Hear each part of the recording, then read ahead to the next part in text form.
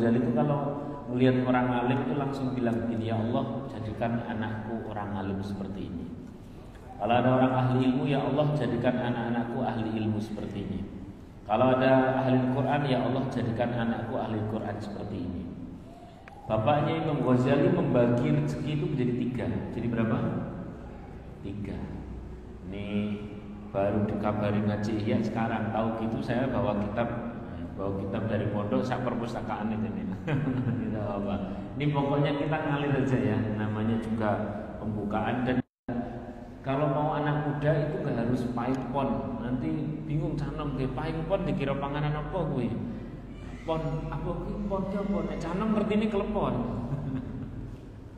Oleh karena itu nanti ngalir aja nanti. Baik. Bapaknya Imam Ghazali itu membagi rezeki menjadi 3. 1, kalau dapat uang 1/3 buat keluarga. Kemudian 1/3 buat tabungan pendidikan anak. Oh, ini keren ini. Karena saking cintanya itu bapaknya Imam Ghazali kepada ilmu, kepada orang alim, kepada ahlul Quran, ahlul ulm, maka beliau bercita-cita ingin anaknya pun sama. Dan 1/3 lagi itu sering dihadiahkan kepada orang-orang alim. Maka wajar bila punya anak nanti namanya Imam Ghazali. Saya tak tanya sama panjenengan, jenengan kenal enggak? Depan rumahnya Imam Ghazali itu Pak Sopo. Kenal enggak? Kenal atau tidak? Enggak ya. Kalau samping kanannya, tahu enggak? Enggak. Samping kirinya? Enggak tahu. Belakang rumah lah, belakang rumah Imam Ghazali itu ngerti berapa? Enggak tahu ya. Kalau Imam Ghazalinya pernah dengar? Sering dengar. Kenapa? Sampai di telinga kita, sampai di hati kita sudah puluhan tahun, sudah bahkan berabad-abad, kata Al-Ghazali masih terus ditempelkan di hamba-hamba Allah seperti kita. Karena memang ada hal yang luar biasa sejak ayahnya. Apa itu? Ya tadi itu rezekinya dibagi 3. 1/3 buat apa? Keluarga. 1/3 buat apa? Pendidikan anak besok. 1/3 buat apa? Hadiahkan ke orang soleh. Sallallahu alaihi Nabi Muhammad. Nah, biasa orang baik itu sering, tidak semua, sering umurnya itu tidak panjang. Maka ya rasa baik-baik banget lah ya. Jadi biasa-biasa saja. Umurnya tidak panjang. Dan tahu sendiri ketika ketika ayahnya Imam Ghazali meninggal pada saat masih muda, Imam Ghazali itu punya adik namanya Ahmad. 2 orang ini akhirnya dititipkan kepada seorang saudara atau teman ayahnya. Diwasiatkan ada tabungan untuk anak-anak. Zaman dulu tabungannya bukan di deposito, tapi masih pakai kayak semacam bambu begitu. Ini khusus untuk belajar kedua anak saya, kata ayahnya Imam Ghazali. Kedua anak saya, Muhammad sama Ahmad namanya. Dah begitu meninggal itu ayahnya setelah wasiat, maka yang diwasiati langsung memondokkan Ahmad sama Muhammad yang pertama, Ahmad yang nomor 2 dipondokkan. Bilang, Masya Allah, ternyata 2 orang ini brilian, sama-sama cerdas, dengar hafal. Seolah-olah kalau Imam Syafi'i andaikan sezaman, tapi ini tidak sezaman. Imam Syafi'i juga luar biasa. Ayahnya bukan orang alim, bukan orang punya, tapi punya anak namanya Imam Syafi'i. Sama-sama cinta kepada orang alim, sama-sama cinta kepada orang soleh. Karena kadang-kadang kita kepingin cinta, kepingin senang sama orang soleh, pikiran kita ke sisi buruknya kok. Wah, repot. Kenapa kita tidak ke husnudzonnya? Imam Syafi'i, ini kita geser ke Imam Syafi'i dulu. Itu kalau baca kitab bagian kanan, maka bagian kiri itu ditutup. Kenapa? Nek kelirik apal. Nek jenengan pripun? Maca apa? Yasin ngono bareng-bareng apa dhewean muter-muter. Agak kecerdasannya itu sama-sama luar biasa, tapi ini tidak sezaman. Imam Syafi'i itu di sekitar 150 ya. Kalau Imam Ghazali jauh setelah itu, jauh. Nah, sama pendengarannya itu luar biasa. Kalau ke pasar begitu, itu telinganya ditutup. Kok ke pasar? Ke masjid wis. Ke masjid telinganya ditutup. Kenapa? Karena kalau apa yang didengar itu otomatis apal, Mas. Jadi cara masjid kok telinganya tidak ditutup, nanti tiba-tiba hafal rego Lombok, Bawang, Brambang, Kemiri dan sebagainya. Saking sih.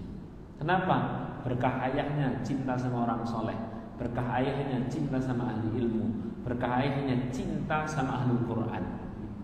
Maka siapa yang ingin punya keturunan orang yang soleh ahli ilmu, kitanya ini yang mulai membangun. Kitanya ini yang mulai menanamkan rasa cinta kepada orang soleh, kepada orang ahli ilmu. Sallallahu alaihi Nabi Muhammad. Lah entek duite, habis itu uangnya. Uang yang ada di tabungan tadi itu habis buat mondok ke si Muhammad sama Ahmad. Muhammad itu yang nanti akan menjadi Imam Ghazali, Ahmad itu nanti yang akan menjadi imam di bidang tasawuf. Kurang populer di kalangan kita, tapi sangat populer di kalangan para ulama. Karena habis, akhirnya itu yang diwasiati oleh ayahnya bilang begini, "Nak, kau berdua ini orang yang sangat luar biasa cerdas. Iman-iman tidak tak teruskan walaupun uangnya habis, kalian tak titipkan ke Darul Aitam." Darul Aitam itu adalah pondok untuk orang-orang duafa, pondok untuk anak-anak yatim. Nah, pondok untuk orang-orang yang tidak punya. Saya ada 2 pondok, yang satu di Sadeng, yang satu di Ambarawa.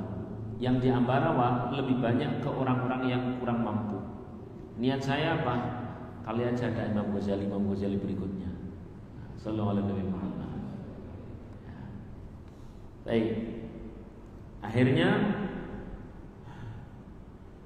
ini kok tahu wasinya orang yang berwasiat ini kok tahu bahwa Imam Ghazali ini orang cerdas? Iya, karena sempat mampir ke pondoknya Imam Haramain di Mekah.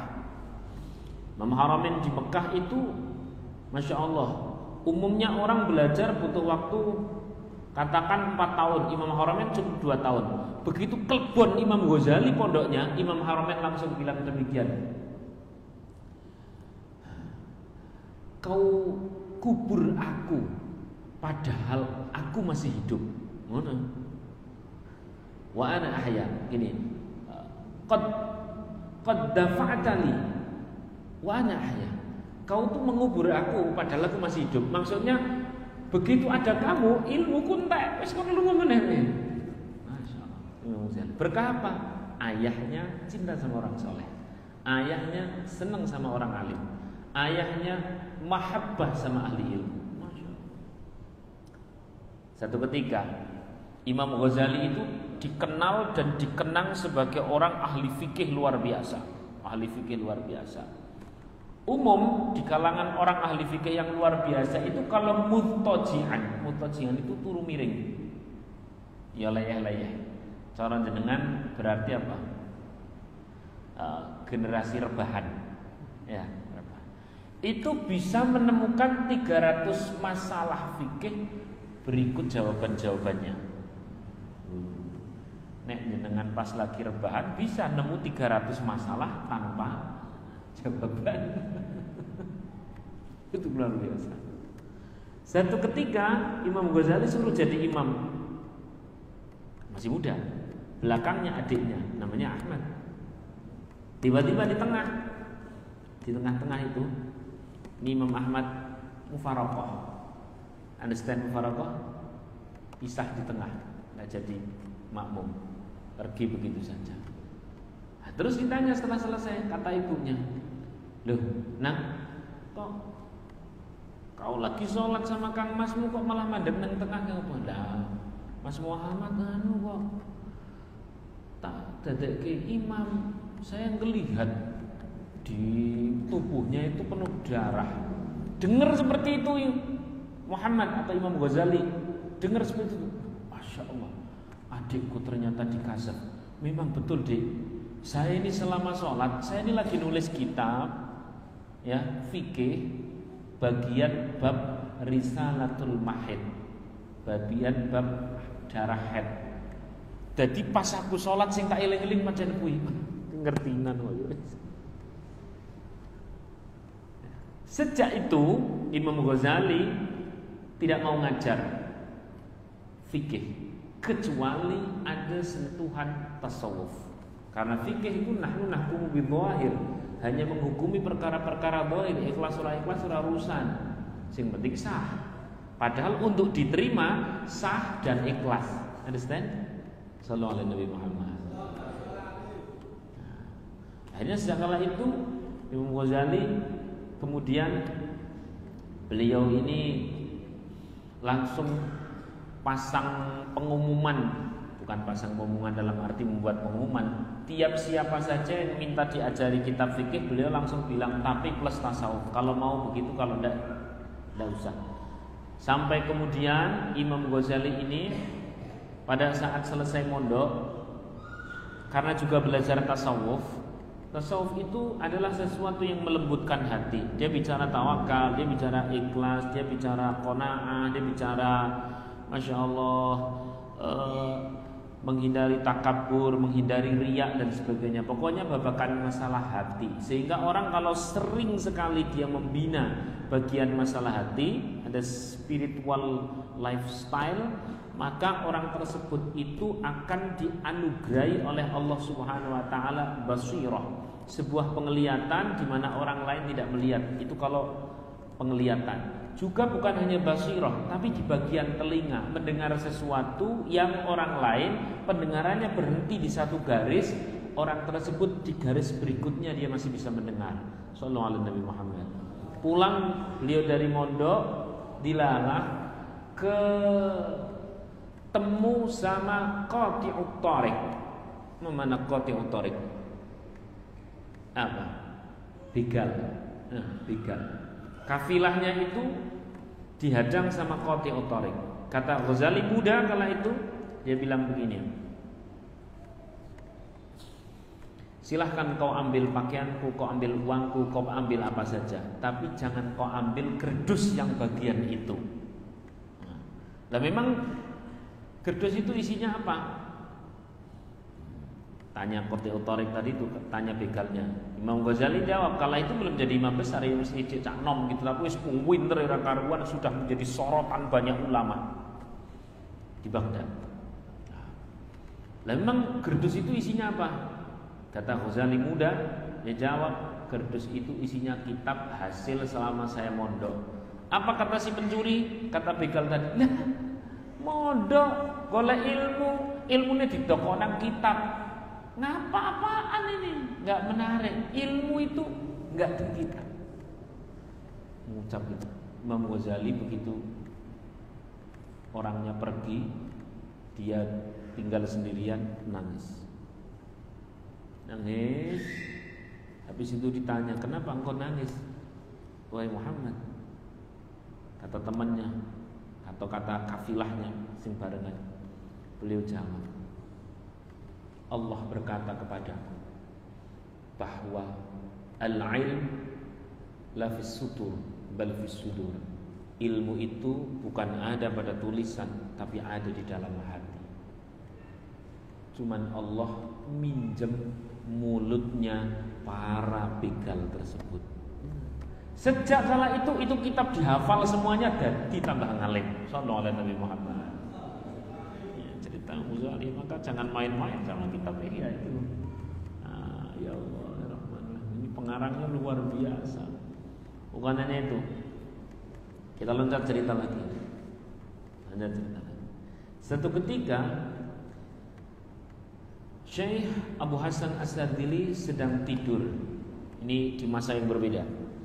Syekh Abu Hasan As-Sadili itu punya murid Syekh Abdul Abbas Al-Mursi, punya murid Syekh Ibnu Athaillah Al-Iskandari.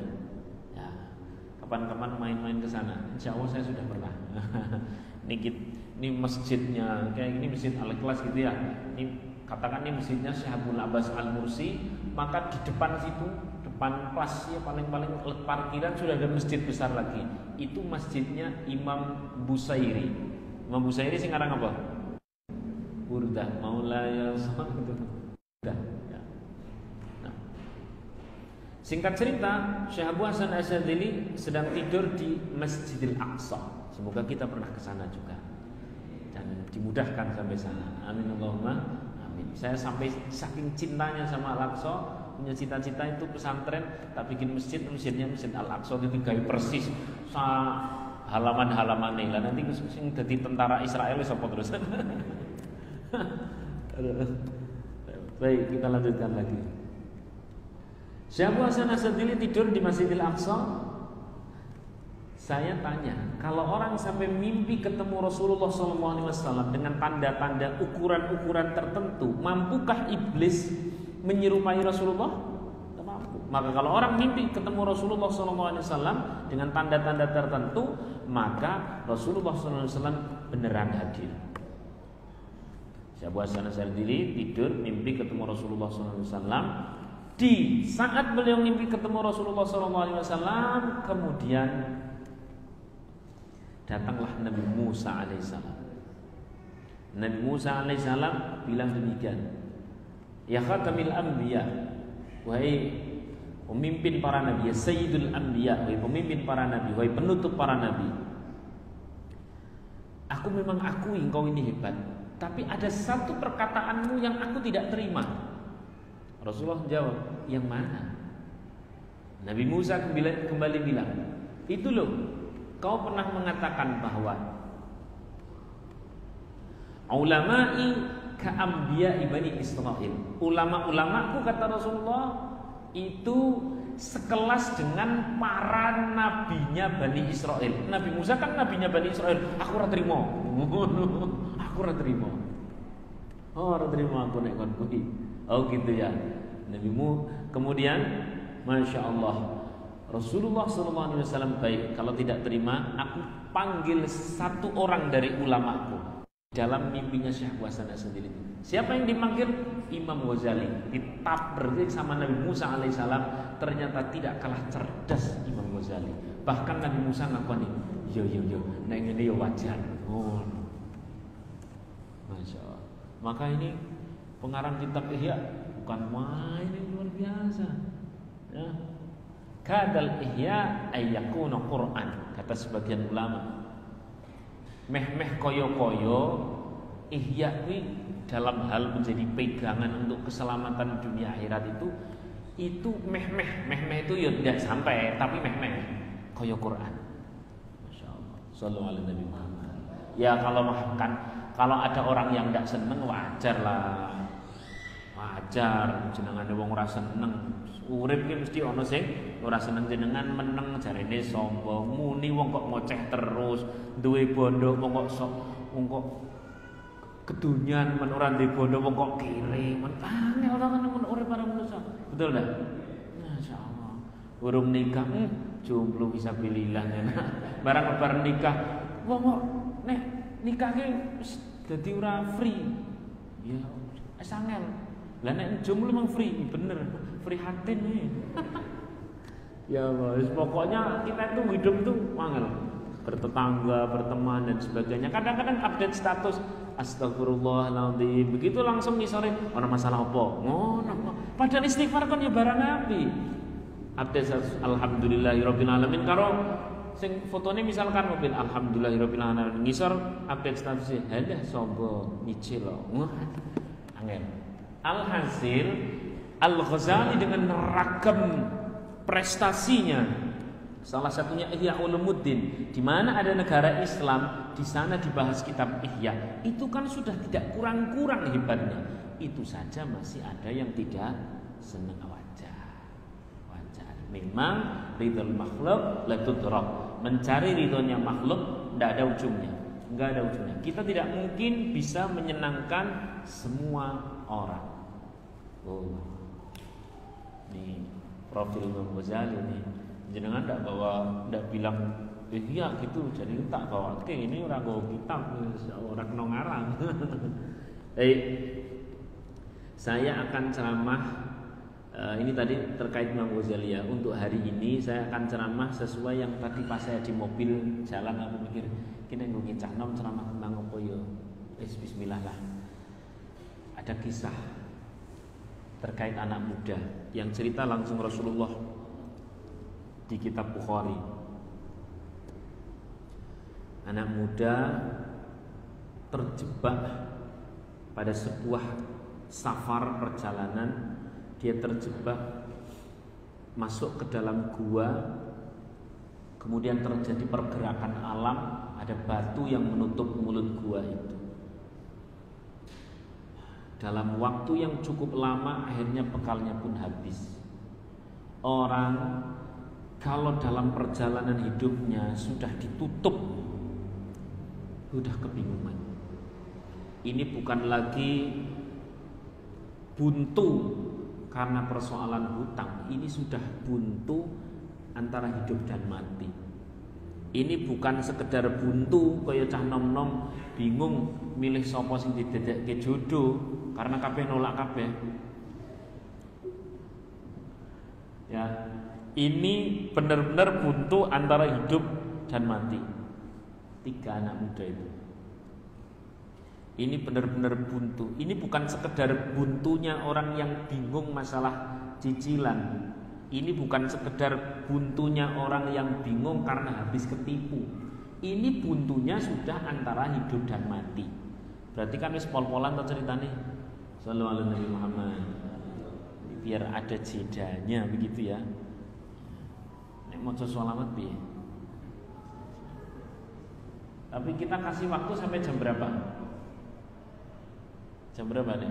Waktu ngaji sampai jam berapa? Ini Mas Panitia? Sampai jam berapa? 1, interaktif sampai jam 3. Tak tinggal Bali. Ya, dan nanti ada interaktifnya ya. Kita baca sholawat, saya tuh lagi senang sholawat busro. Nggak usah diingin, kita bareng-bareng baca ya. Buat membuat jeda. Kalau tadi kita kisah Imam Ghazali, hari ini kita kisah tentang kisah anak-anak muda, gitu ya. Biar jeda nanti di pikiran kita enak. Perkara Imam Ghazali kita tutup sebentar. Besok nanti kita lanjut. Kalau saya sudah bawa kitab. Tadi saya nyari di Play Store kok kayaknya kurang yakin saya kalau kitab-kitab dari Play Store. Nanti saya punya cetakan yang lebih bagus.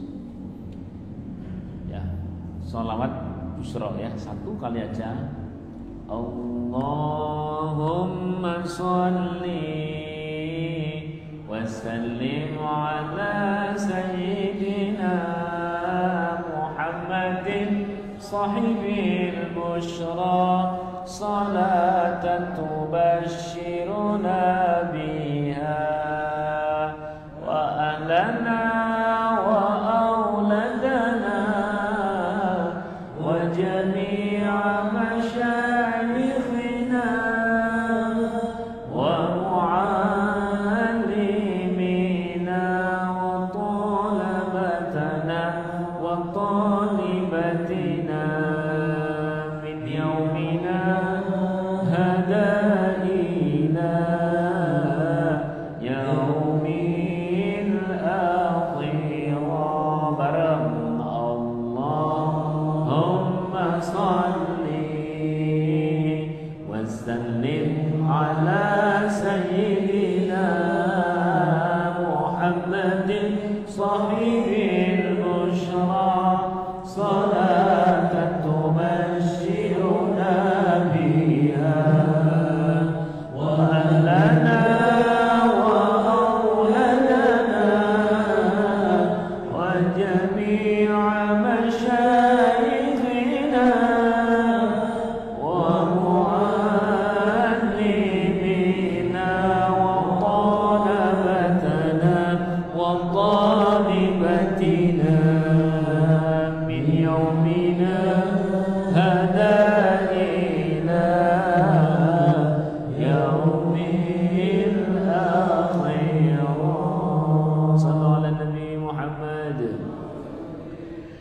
orang terjebak di dalam gua, ini sudah antara hidup dan mati. Bukan sekedar terjebak masalah rezeki. Kalau terjebak masalah rezeki, barangkali kita bisa sambat kanan kiri. Ini bukan sekedar buntu karena ditinggal nikah. Ditinggal nikah pun masih bisa sambat dengan update status. Hidup ini suram. Atau nganggo bahasa Inggris jarem. Nah, ini bukan masalah rumah tangga yang tetap selalu akan ada solusi, ya, selalu akan ada solusi. Kalau rumah tangga itu selalu ada solusi. Pokok di mana ada rumah tangga pasti ada masalah. Ingat, yang diselesaikan masalahnya, bukan rumah tangganya. Kan soalnya kan soal sing rampung sing kan kadang wagu. Ini bukan perkara masalah orang dihina atau dibully. Sebab yang namanya orang dihina, dibully, iya sebenarnya bisa santai, Pak. Kenapa? Loh, enak ya aku ya. Wis wayahe aku turu kok ije ana sing ngomong ke aku perhatian banget matur. Wah, alhamdulillah. Namanya juga namanya manusia, itu pasti diliputi oleh masalah. Sebab nek diliputi wijen jenengane onde-onde bener. Lah dhewe iki manusa mau onde-onde karean. Wis wajar lah pokoke. Lah, 3 orang ini kemudian Masya Allah ya, akhirnya maju satu-satu ke depan mulut gua. Ada batu besar yang menghalang-halangi mereka keluar. Mereka bertiga sudah antara hidup dan mati. Orang pertama langsung angkat tangan dan dia berdoa. Ini hadisnya sahih. Tapi saya nanti ceritanya adalah aukamakol. Aukamakol itu kurang lebih seperti itu, karena panjang. Ya Allah, saya punya orang tua ya Allah. Saya selalu berbakti kepada kedua orang tuaku. Sampai satu ketika saya ngambil minum makan buat orang tuaku, dan orang tuaku telah tertidur, maka aku tidak berani membangunkannya. Padahal di bawah kakiku anak-anakku menginginkan minum itu, aku tetap tidak berani membangunkannya. Ya Allah, bila baktiku kepada orang tuaku seperti ini adalah amal yang kau ridha ya Allah, maka beri kami solusi. Singkirkan batu yang menghalangi mulut gua itu. Getar langsung. Sallallahu alaihi wasallam. Jadi ini penting, Mas. Kita ini walaupun sudah jadi orang tua misalkan, kalau masih punya orang tua berarti kita statusnya siapa? Anak. Ya. Dan ini pendidikannya beda, ke bawah sama ke atas. Kalau ke bawah kita namanya bapak, ibu. Kalau ke atas kita namanya sinang atau genduk masih. Sepanjang kita masih punya orang tua, kita masih anak. Kalau ke bawah kita didik anak, itu zahir, bisa tegas, hati tetap doa. Hati sayang, zahir drama. Bisa kalau ke bawah kepada anak. Nah, tak boleh hapinan. Salat, ngaji, drama kan? Ini postur kita drama, hati sayang. Tapi kalau naik ke atas, itu hati sayang, lisan tetap sayang. Nggak boleh kita bapak kilo dikandani angele, gula maneh. Ini kan sayang, tapi tidak benar seperti itu. Kenapa? Karena kalau ke bawah, Allah hanya ngasih clue-clue substansi, kau harus didik anak. Tapi kalau ke atas, kau harus hormati orang tua, sekaligus teknis-teknisnya diajari, bukan di hadis tapi di Quran. Wala taqul lahuma uffin. Jangan-jangan kau katakan hus ora entuk. Wah nek hus ora entuk berarti nek jotos entuk. Kuwi apa maneh kuwi. Makanya ngaji usul fikih. Al-hias kalau ke bawah itu cuma substantif toh, tapi kalau ke atas substansi dan teknis diajari. Maka tadi sampai sak teknisnya beliau itu, si anak muda tadi itu, ya Allah, mau memberikan, menyuguhkan makanan buat orang tuanya sudah tertidur, tidak berani bangunkan, padahal anaknya yang masih kecil itu minta makanan, beliau tetap untuk orang, sampai seperti itu.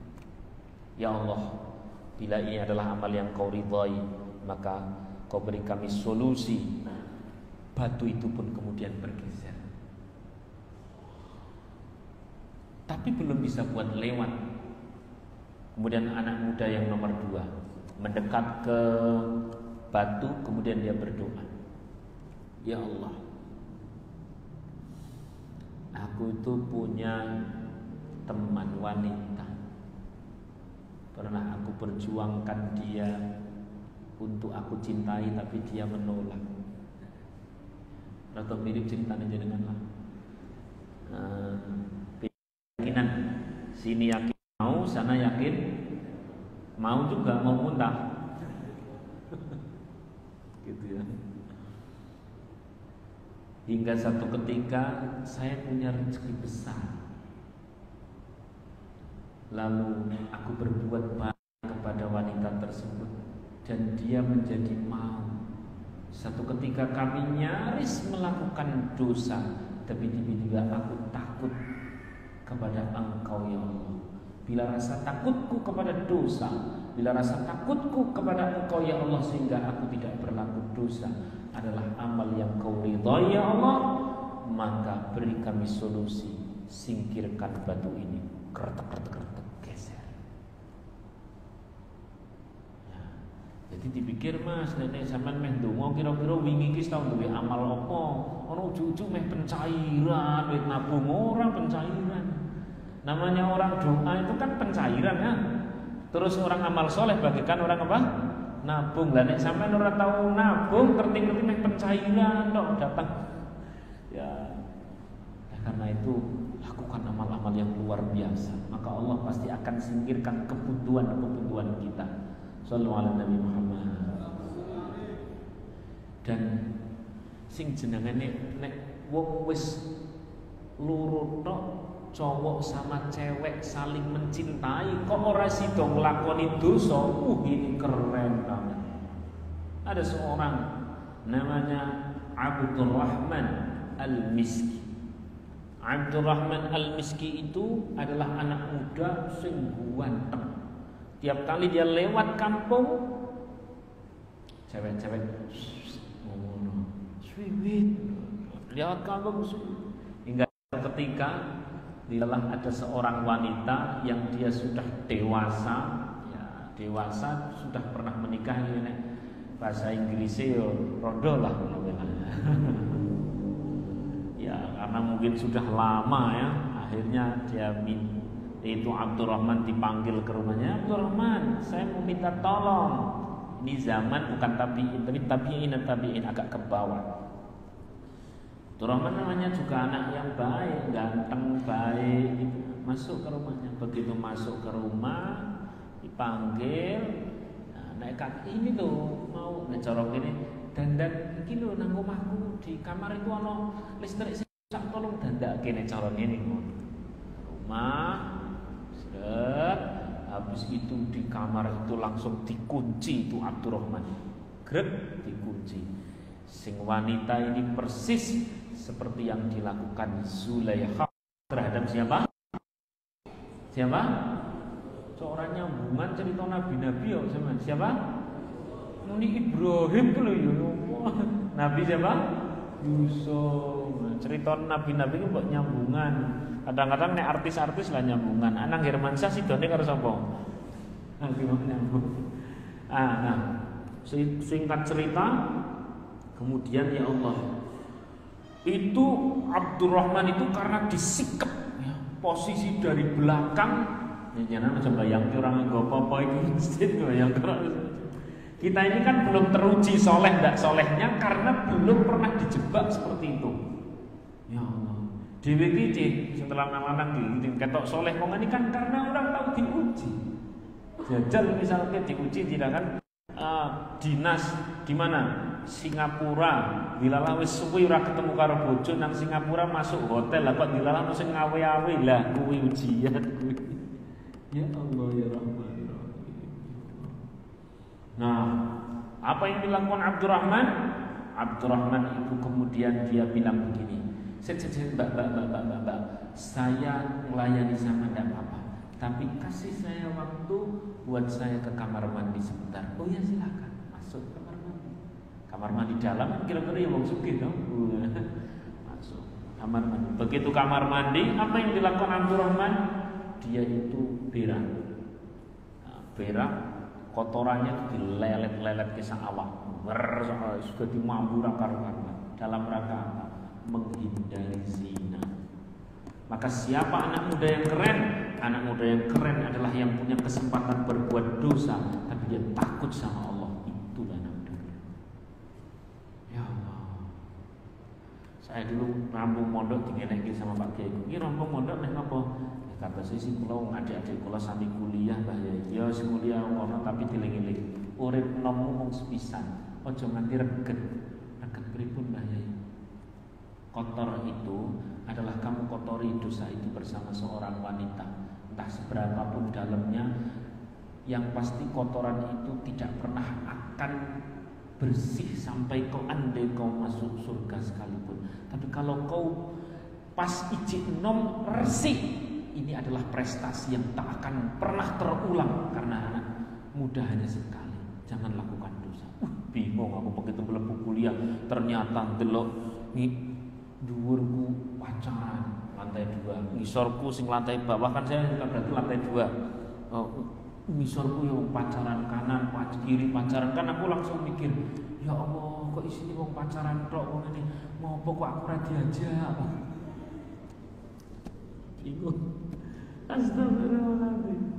Ya mesti pengen lah jenengane cah nom ya Allah. Tapi dieling-eling, anak muda itu menghindari pacaran, menghindari dosa bukan tidak punya nafsu, tetap normal. Setiap anak muda yang wanita, ia mesti pengen lah kalau ada seorang pangeran yang menyayanginya.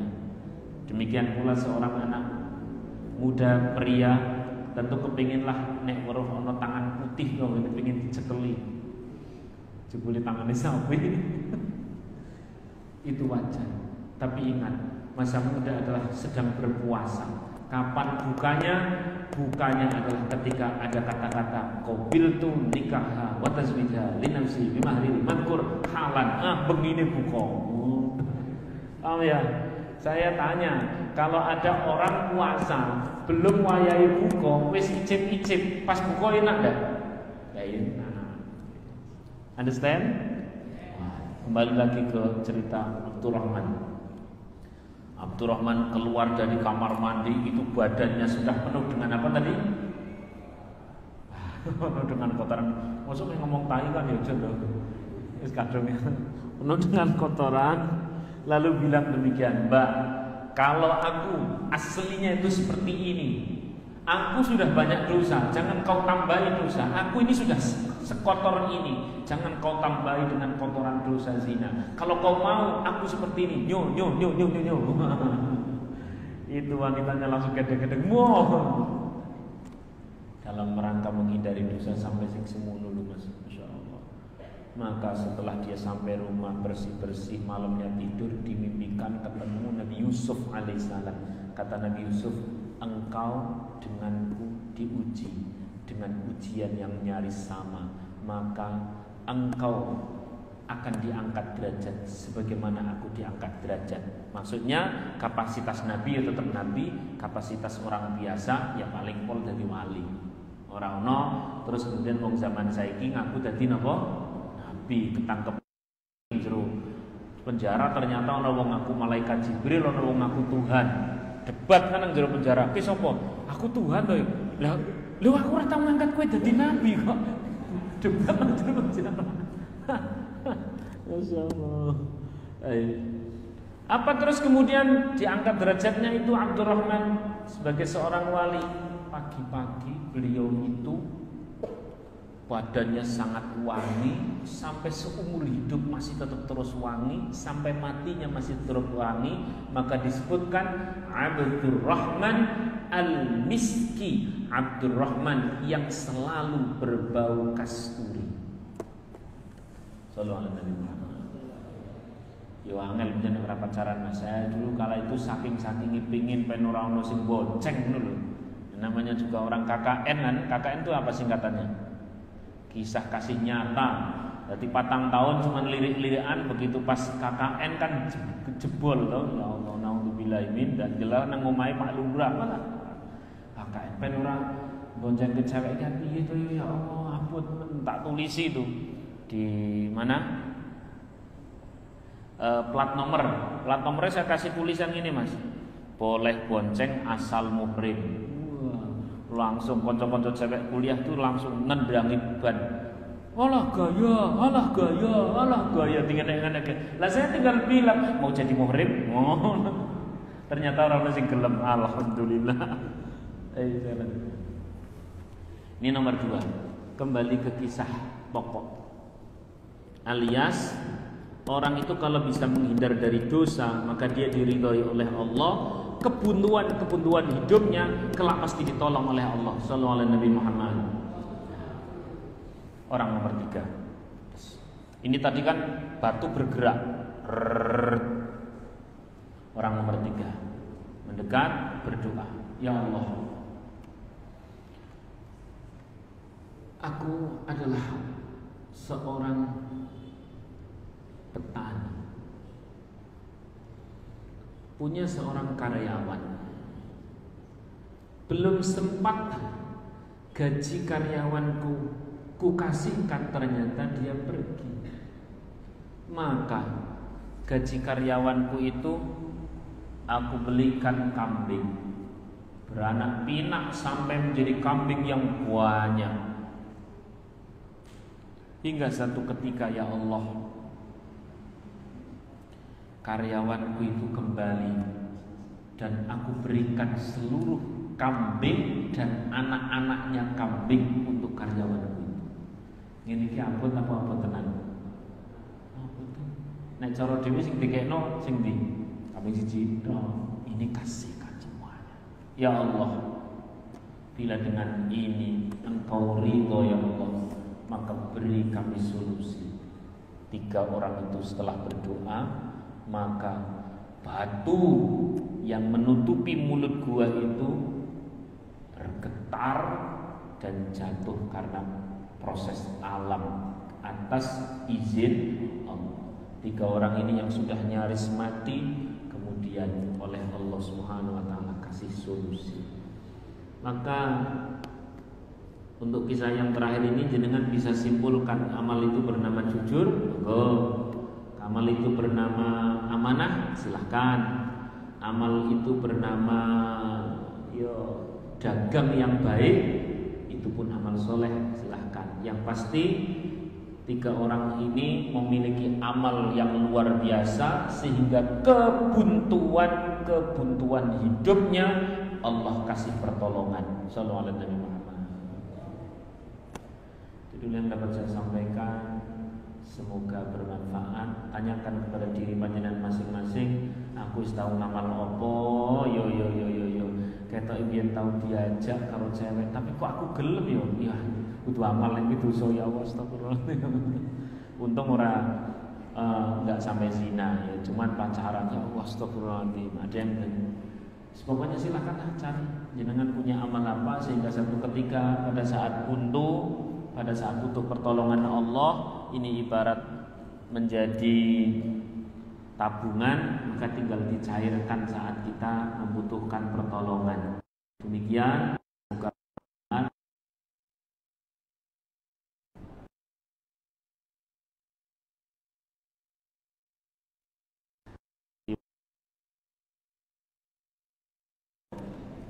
Gimana?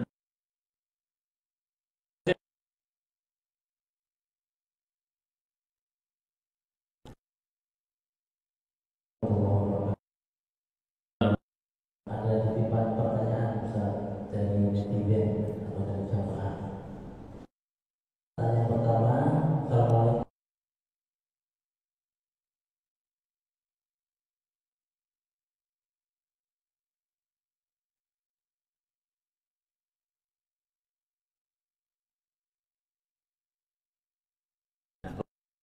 Satu.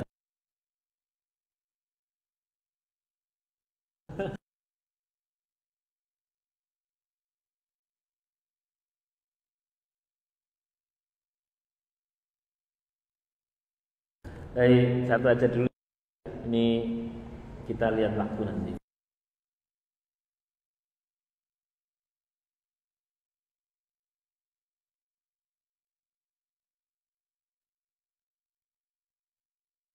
Hanya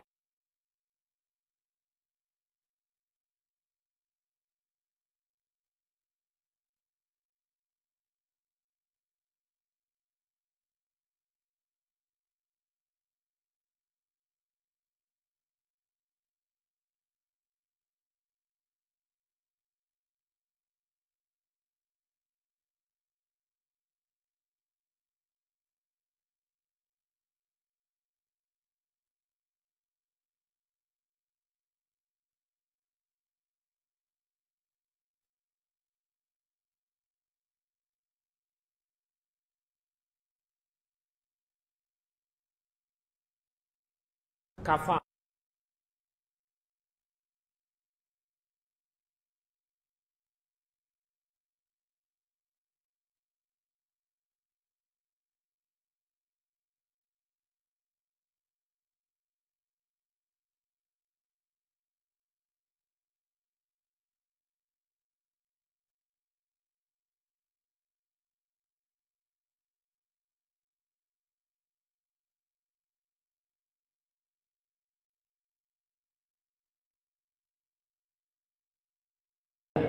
Berdoa, ya itu jangan sampai lupa. Kok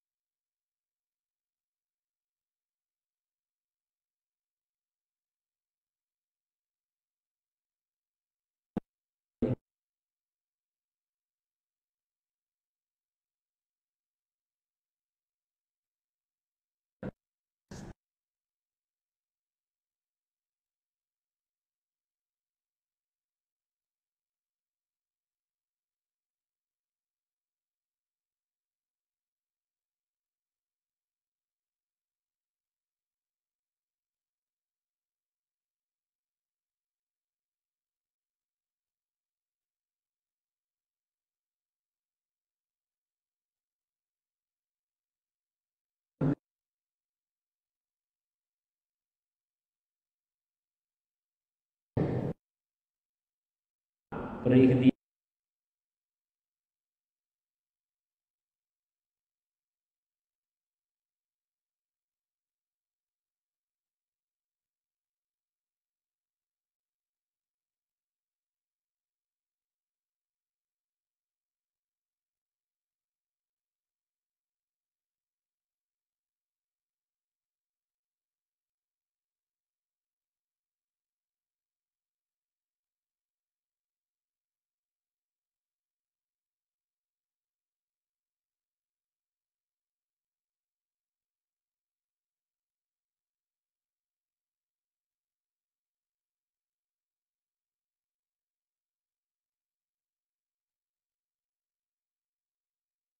Ojo tuh.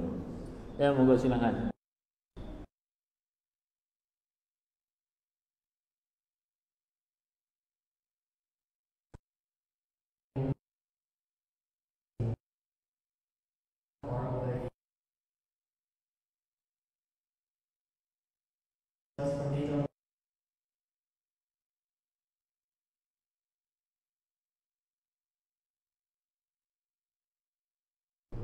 Nggih.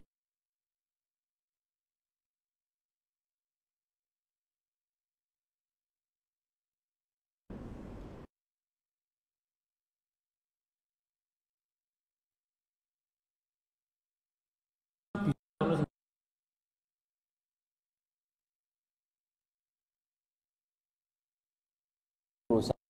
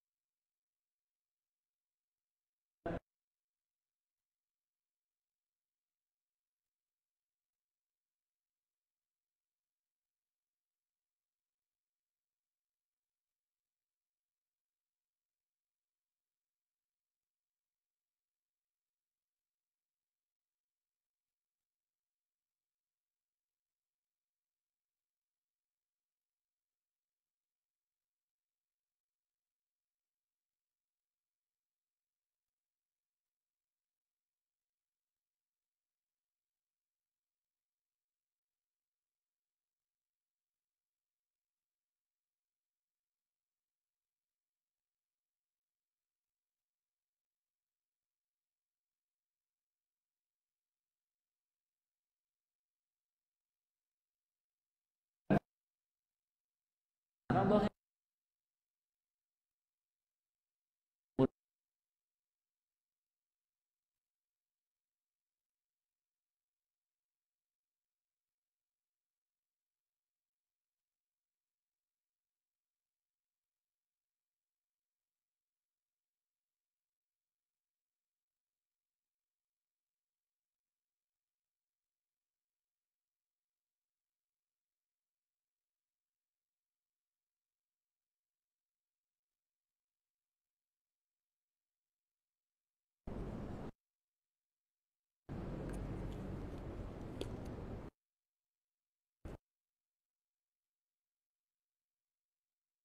Kalau enggak ada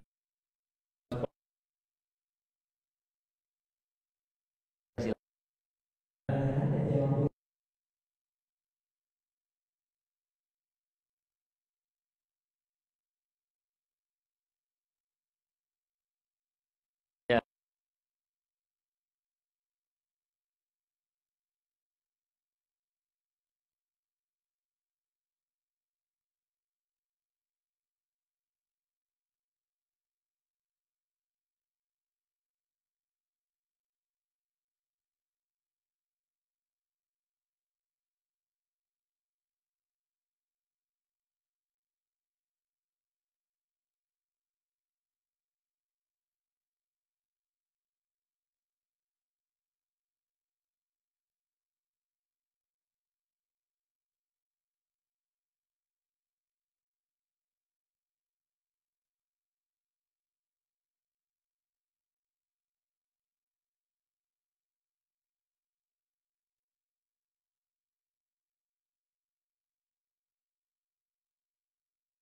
Dian bahkan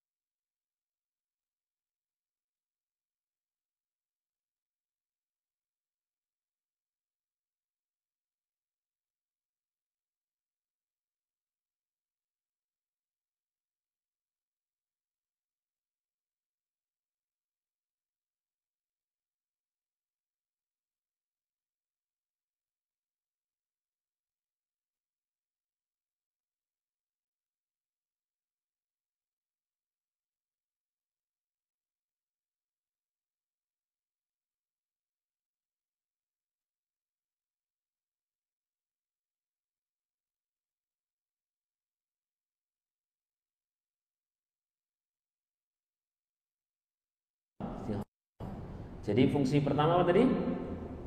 Menentukan huruf. Yang nomor 2 apa?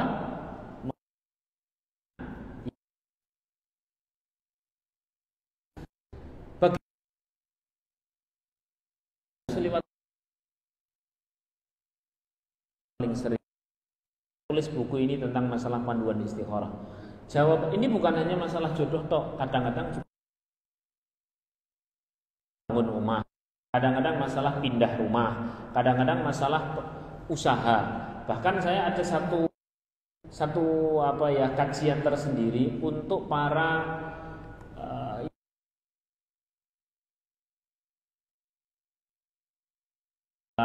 ketika mau memutuskan sesuatu tuh istikharah dulu. Kenapa?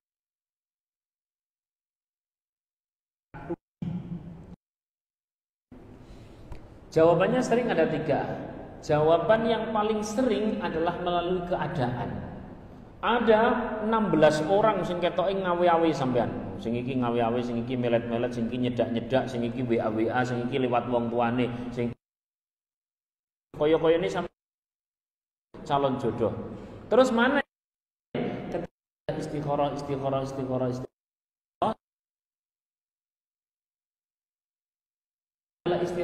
netral. Istikharah yang apa? Ulangi. Netral. Apa itu netral? Tawakal, yakni memasrahkan arah kepada Allah. Orang yang istikharah itu begini. Mana ya Allah yang terbaik, si A, si B atau si C ya Allah. Nek cara aku tuh si A ya Allah. Ayo apa?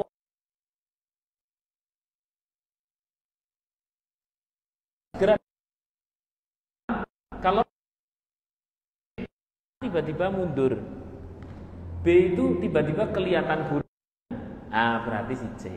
Sallallahu alaihi Nabi Muhammad. Dijawab lewat apa? Keadaan. Yang nomor 2 dijawab lewat mimpi atau